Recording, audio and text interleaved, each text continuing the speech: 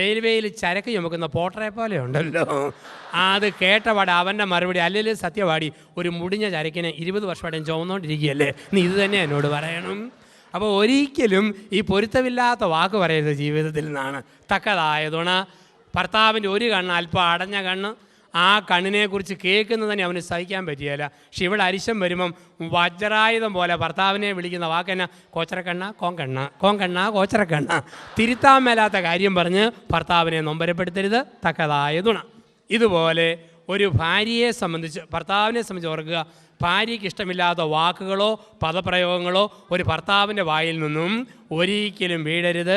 ഒരിക്കലും നൊമ്പരപ്പെടുന്ന വാക്കുകൾ ഒരു ഭർത്താവ് പറയരുത് ജീവിതത്തിൽ. ഉദാഹരണത്തിന്, എൻ്റെ ഭാര്യയുടെ പേര് മറിയ. മറിയ എന്ന് കേട്ടാൽ അവൾക്ക് ചൊറിയും.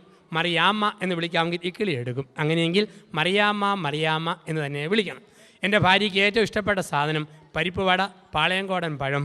വിവാഹ വാർഷികത്തിലും ജന്മദിനത്തിലും കുഞ്ഞുങ്ങളുടെ ജന്മദിനത്തിലും 5-6 വടയും പഴവും കൂടെ ഒരു കടലാസിൽ പൊതിഞ്ഞിട്ട് മോളെ മറിയാമ്മയെ കടിക്കടി വട പഴം പൊതി എന്നും പറഞ്ഞ് നീട്ടിപ്പിടിച്ചു കൊടുക്കുന്ന ഭർത്താവ് അവളുടെ ജീവിതത്തിൽ തക്കതായ തുണ. തക്കതായ തുണ.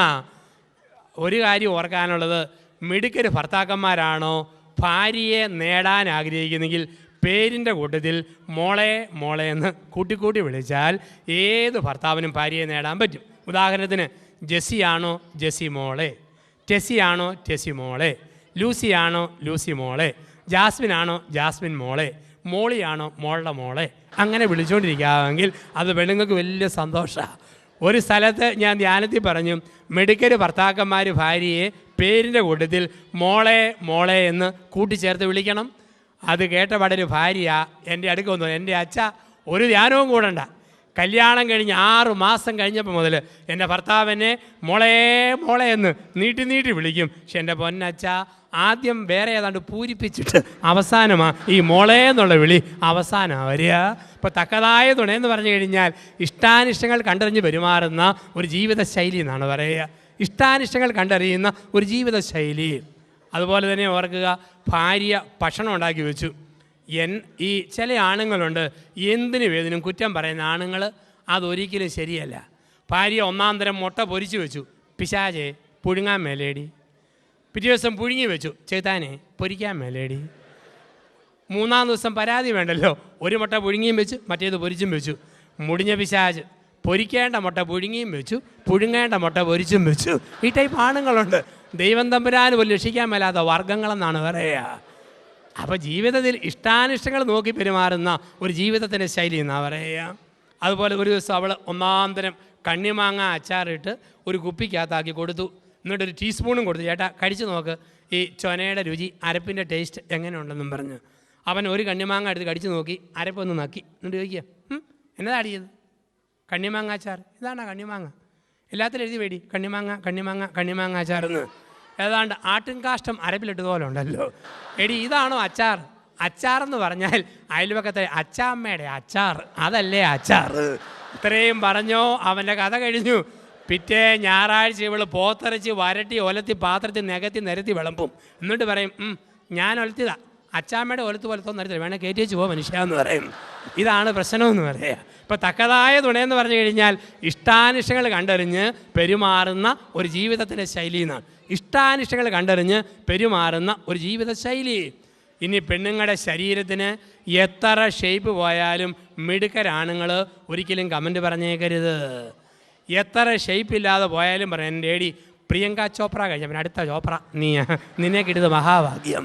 പക്ഷെ ചില ആണുങ്ങൾക്ക് ഒരു വിവരവും ഇല്ല, അവരുള്ളതുപോലെ പറയും, എൻ്റെ ഏടി അയൽവക്കത്തെ സൂസി 3 പെറ്റിട്ടും മുഖത്തിന് എന്നാ മിനിസോ, നീ 1 പെറ്റപ്പോൾ ആഫീസ് പൂട്ടിപ്പോയല്ലോ, ഇത് കൂടി വർത്തമാനം പറയരുതെന്നാണ്. ഇപ്പം തക്കതായ തുണ. ഇപ്പോൾ 1 ആപത്തിൽ ആലംബമായിരിക്കണം, 2 ജീവിതത്തിൻ്റെ ആധാരമായിരിക്കണം, 3 ചേർന്ന ഇണയായിരിക്കണം, 4 തക്കതായ തുണയായിരിക്കണം, 5 അസ്ഥിയുടെ അസ്ഥി മാംസത്തിൻ്റെ മാംസത്തിൻ്റെ 5ാമത്തെ വ്യാഖ്യാനം, ദമ്പതികൾ പരസ്പരം ഡോക്ടർമാരായിരിക്കണം, നേഴ്സുമാരായിരിക്കണം, നാടൻ ഭാഷയിൽ വൈദ്യന്മാരായിരിക്കണം. ആരാണ് ഡോക്ടർ, ആരാണ് നേഴ്സ്, ആരാണ് വൈദ്യൻ? മുറിവുകളിൽ മരുന്ന് പുരട്ടി സുഖപ്പെടുത്തുന്നവനാണ് വൈദ്യൻ. മുറിവുകളിൽ മരുന്ന് പുരട്ടി സൗഖ്യപ്പെടുത്തുന്നവനാണ് ഡോക്ടർ.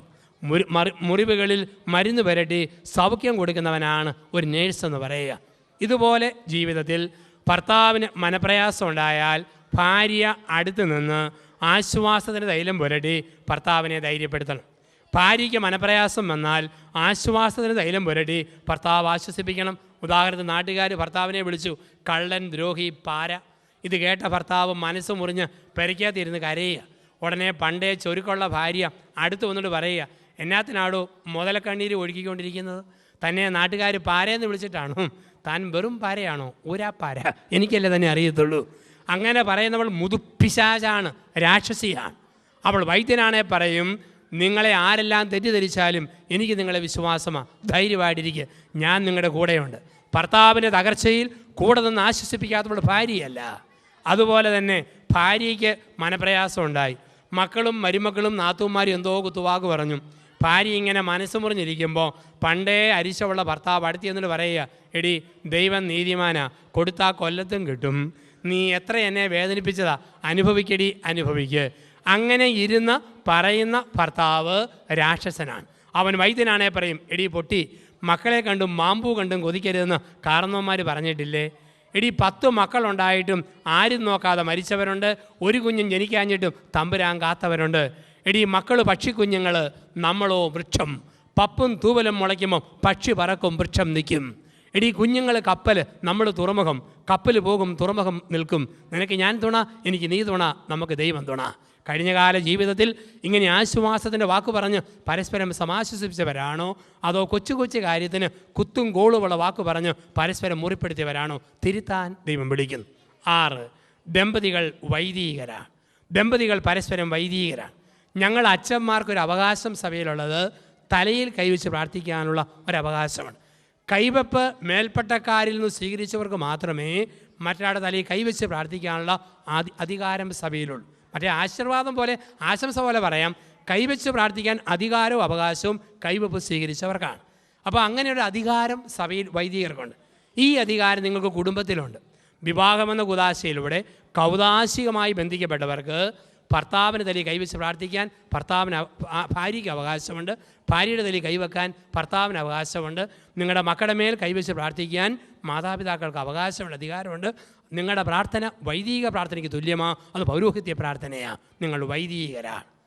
അവസാനമായി 7, ദമ്പതികൾ പ്രവാചകരാണ്. എന്താണ് പ്രവചനം? ബൈബിളിൽ പ്രവചനമെന്ന് പറഞ്ഞാൽ തിരുത്തേണ്ട കാര്യം തിരുത്തേണ്ടതുപോലെ തിരുത്തേണ്ട സമയത്ത് ഭർത്താവിനെ തിരുത്തുന്ന ഭാര്യ, തിരുത്തേണ്ട കാര്യം തിരുത്തേണ്ടതുപോലെ ഭാര്യയെ തിരുത്തുന്ന ഭർത്താവ്. ഇതാണ് പ്രവചനം. ഭർത്താവിന് തെറ്റുപറ്റിയോ ആരും കേൾക്കാതെ മുറിക്കകത്ത് കൊണ്ടുപോയി ഒറ്റയ്ക്ക് ഭർത്താവിനെ ഭാര്യ തിരുത്തണം. ആരുടെയും കേൾക്ക ഭാര്യയെ ഭർത്താവ് തിരുത്തരുത്. ആരും കേൾക്കാതെ മുറിക്കകത്ത് കൊണ്ടുപോയി ഭാര്യയുടെ തിരുത്തി കൊടുക്കുന്ന ഭർത്താവ്. തിരുത്തേണ്ടതുപോലെ തിരുത്തേണ്ട സമയത്ത് തിരുത്തുക. ഇതാണ് പ്രവചനം. ഇതിന് പൗലോസ് അപ്പോസ്തലൻ പറയുന്ന വാക്ക് ഇതൊരു മഹാരഹസ്യമാകും. എഫേസ്യൂസ് ലേഖനം 5-ാം അധ്യായം 22 മുതൽ 33 വരെയുള്ള വാക്യങ്ങൾ. എഫേസ്യൂസ് 5, 22 മുതൽ 33 വരെയുള്ള വാക്യങ്ങൾ. ഇക്കാരണത്താൽ പുരുഷൻ മാതാപിതാക്കളെ വിട്ട് ഭാര്യയോട് ചേരും, അവർ ഇനിമേൽ രണ്ടല്ല ഒന്നാകുന്നു, ഇതൊരു മഹാരഹസ്യമാകുന്നു. ഒരു പള്ളിയിൽ കപ്പ്യാരി ഭാഗം വായിച്ചു. 100 കൂട്ടം ബഹളത്തിനിടയിലാണ് കപ്പ്യാരി എന്ന് ഈ ബൈബിൾ ഭാഗം വായിച്ചത്. അപ്പോൾ അതിനിടയ്ക്ക് അല്പം സ്പീഡ് കൂടിപ്പോയി. കപ്പ്യാരി വായിച്ചത് ഇങ്ങനെ: ഇക്കാരണത്താൽ പുരുഷൻ മാതാപിതാക്കളെ വിട്ട് ഭാര്യയോട് ചേരും, അവർ ഇനിമേൽ രണ്ടല്ല ഒന്നാകുന്നു, ഇതൊരു മഹാരസമാകുന്നു. രഹസ്യം മാത്രമല്ല, ഇതൊരു മഹാരസം കൂടെ. എനിക്ക് പെങ്ങന്മാരില്ല, ഞങ്ങൾ 2 മക്കളാണ്. അപ്പം എനിക്ക് എൻ്റെ അമ്മയുടെ അനിയത്തിയുടെ മകളെ വലിയ ഇഷ്ടമായിരുന്നു. അപ്പോൾ അവളുടെ പേര് ആൻസി എന്നാണ്. ഞാൻ സെമിനാരി പഠിക്കുമ്പോൾ അവധിക്ക് ചെല്ലുമ്പോൾ ആൻസി എന്നെ കാണാൻ വേണ്ടി വീട്ടിൽ വരും. അവൾ പറയും, അച്ഛനായി കഴിഞ്ഞ് എന്നെ വേണം ആദ്യം കെട്ടിക്കാൻ. സമ്മതിച്ചു. 1993 ഡിസംബർ 26-ാം തീയതി ഞാൻ അച്ഛൻ പട്ടം സ്വീകരിച്ചു. ഡിസംബർ 31-ാം തീയതി അവളെ കെട്ടിച്ചു വിട്ടു. കുറുമ്പനാട് എന്ന ഇടവകയിൽ ലാൽ എന്ന ചെറുപ്പക്കാരൻ അവളെ കെട്ടി. അത് കഴിഞ്ഞ് ഞാൻ എൻ്റെ പള്ളിയിലോട്ടും പോയി, അവൾ കെട്ടിയവൻ്റെ വീട്ടിലോട്ടും പോയി. 1 മാസം കഴിഞ്ഞ് ഞാൻ എൻ്റെ വീട്ടിൽ ചെന്നു. എൻ്റെ വീട് ഇടുക്കി ജില്ലയിലെ കട്ടപ്പന അടുത്ത് വലിയ തോവാള ഒരു ഹൈറേഞ്ച് പ്രദേശമാണ്. അപ്പോൾ അവിടെ ഞാൻ വീട്ടിൽ ചെന്നപ്പോൾ ഇവള് വന്നു. ഇവിടെ ലാലേട്ടൻ വന്നിട്ടില്ല, ഞാൻ വരുമെന്ന് കേട്ടുകൊണ്ട് ഇവളും വന്നിട്ടുണ്ട്. ഞാൻ ചെല്ലുമ്പോൾ എൻ്റെ അമ്മ എനിക്കിഷ്ടപ്പെട്ട പലഹാരം അലുമിനിയക്കരത്തിൻ്റെ വക്കത്ത് തുണി കെട്ടി പുഴുങ്ങി വെക്കുക. ഞങ്ങളുടെ നാട്ടിൽ പറയും പൂച്ച പുഴുങ്ങുക എന്ന് പറയും. അല്ലെ കുമ്പളപ്പം, ഇലയപ്പം, ഇടനയിലേക്കകത്ത് കൂടച്ചക്കപ്പടും അരിപ്പൊടിയും തേങ്ങാപ്പീരയും ചേർത്ത് കടലക്കാരനെ കടലപ്പൊതി പോലെ കോട്ടി വാട്ടി അമ്മ ഇങ്ങനെ പുഴുങ്ങി വെക്കുക. ഞാൻ നോക്കുമ്പോഴുണ്ട് എൻ്റെ അമ്മ എനിക്ക് വേണ്ടി പുഴുങ്ങി വെക്കുന്ന ഈ കുമ്പളപ്പം